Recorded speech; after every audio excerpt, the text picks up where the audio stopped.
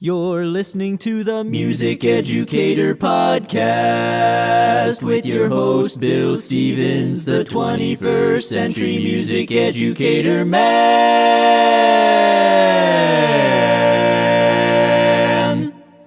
Podcasting from beautiful Leesburg, Virginia. Welcome to the Music Educator podcast, bringing you the latest tips, tricks, and practical advice you can use tomorrow. Here's your host and fellow music educator, Bill Stevens. And welcome once again to the Music Educator Podcast. Hello, everybody. It's so great to be back. My name is Bill Stevens, and I will be your host for today. Today, in Season 4, Episode 17, we're going to talk about making sure your clarinets have a proper embouchure.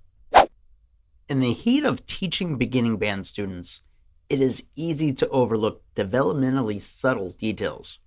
Making sure your clarinets have and maintain a proper embouchure is worth the time and effort you invest. Today we're going to review and reinforce the foundational practice for developing the ideal clarinet embouchure. To review, remember it is important to use the best posture and holding position whenever you're playing the clarinet. Be sure to sit up straight but avoid being too tense. This often occurs when students raise their shoulders. Regular reminders about staying relaxed is key to stronger technique.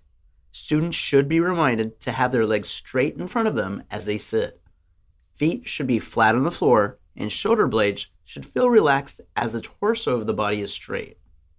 When students play, they should focus on a relaxed airstream by opening up their throat and filling up their lungs from the bottom up. As the air is used to play, the airstream should remain cold, fast, and well supported. This act of inhalation and exhalation should be practiced regularly with and without a metronome. The clarinet embouchure. The term embouchure is a fancy way of describing how all the parts of the mouth work together to create a characteristic sound on the clarinet. The embouchure is a vitally important part of playing a brass or a woodwind instrument. The best way to work on embouchure development is to piece together the mouthpiece, ligature, barrel, and reed. This portion of the clarinet is often coined as the setup. Using the setup helps to avoid students having to deal with any unnecessary complications the remainder of the clarinet body could potentially fabricate.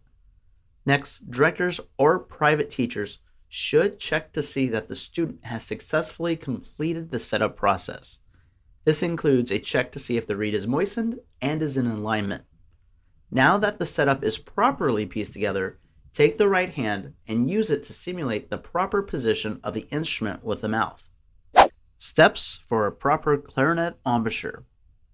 Start by placing the top teeth on the top side of the mouthpiece. This should only be a little of the way past the tip, probably less than an inch. Next, roll a portion of the lower lip over the bottom teeth. The reed should come in contact with this part of the lip and the middle portion of the shaved off section of the reed. If you look at the mouthpiece and see where the curve of the mouthpiece separates from the reed, this is an ideal location to place the lower lip. Third, the lips are simply going to close around the mouthpiece to create a seal.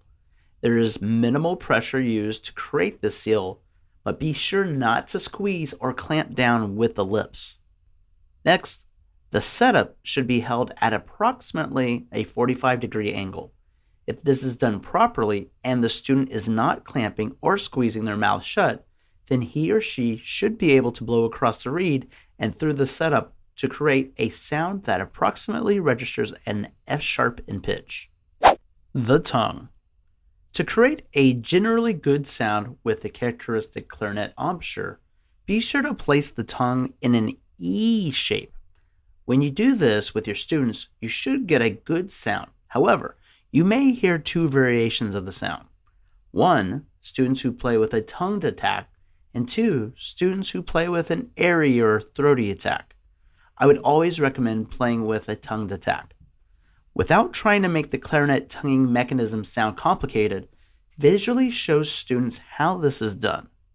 Take the setup with your finger, then discuss how the tongue works on the clarinet, and you'll need to play with the tip of the tongue physically on the reed. still in this general E shape. The act of releasing the tongue from the reed with air supported behind it and releasing the tongue from the reed creates this attack sound. Practice. Practice creating a sound with the setup, and then with the instrument fully constructed. If students are having trouble doing this, have them think as if they were placing and using one taste bud on the reed before they release the airstream which is supported behind it.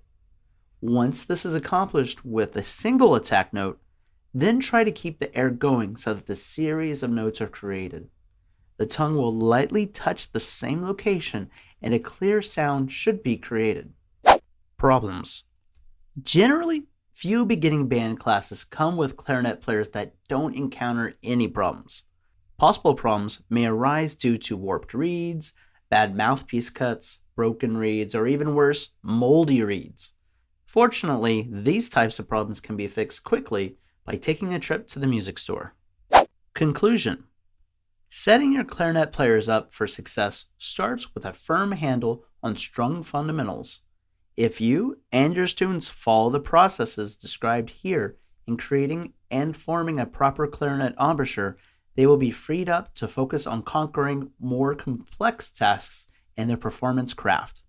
As music educators, it is wise to not rush through this process and revisit proper embouchure formation on a regular basis. Ladies and gentlemen, that is all the time we have for today.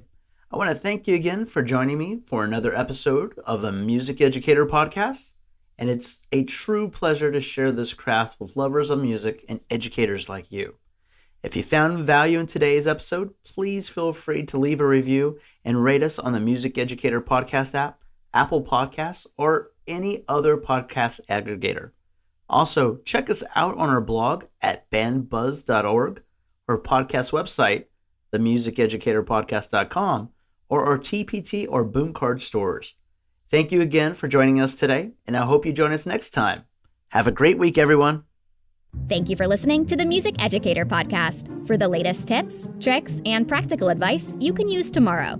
You can subscribe to our podcast on every podcast aggregator or download the Music Educator app for free in the Apple or Google Play app stores. Furthermore, visit our blog at www.bandbuzz.org for additional music education resources. We will see you on the next episode of the Music Educator podcast. And remember, music can change the world.